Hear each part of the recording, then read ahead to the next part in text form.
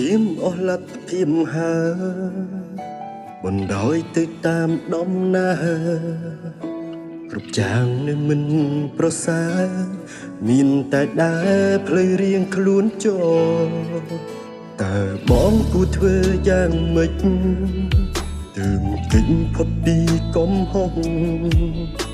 បងដឹងអូនលែងចង់ស្មោះបងតែងខំក្នុងកែវភ្នែកអូនជ្រើសយកការចាក់ចេញចង់បំពេញបំណងលំចោលក្រុមយ៉ាងធ្លាប់មានរួមគ្នាកន្លងធ្វើជានាងដតីតែគេសួរអូនបាត់បងទេណាតាប់គេជុំថាបងសើមានអ្នកថ្មីបងអាក្រក់សំនោះល្អដូចថ្លៃគេជប់សង្ស័យដេញដល់ទៀតហើយពេលពេលគ្មានបងអូនលែងធុញថប់នោះគួរឲ្យសពអ្នកនេះមិនរំខានទៀតឡើយសង្ឃឹមការចាក់ចេញបងអាចធ្វើឲ្យអូនរីករាយនឹងមានអារម្មណ៍ល្អវិញ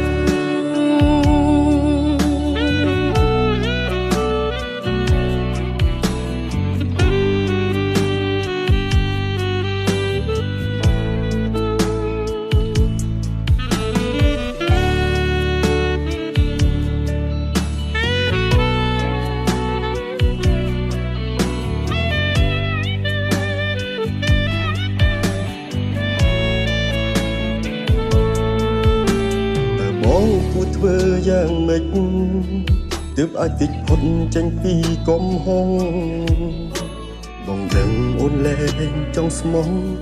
បងតែងខំក្នុងកែវភ្នែកអូនជ្រើសយកការចាក់ចេញចង់បំពេញបំណងលំចោលក្រុមយ៉ាងធ្លាប់មានរួមគ្នាកន្លងធ្វើជានាងដតីតែគេសួរអូនបាត់បងទេណាតាប់គេជុំថាបងសើមានអ្នកថ្មីបងអាក្រក់សំនោះល្អដូចថ្លៃ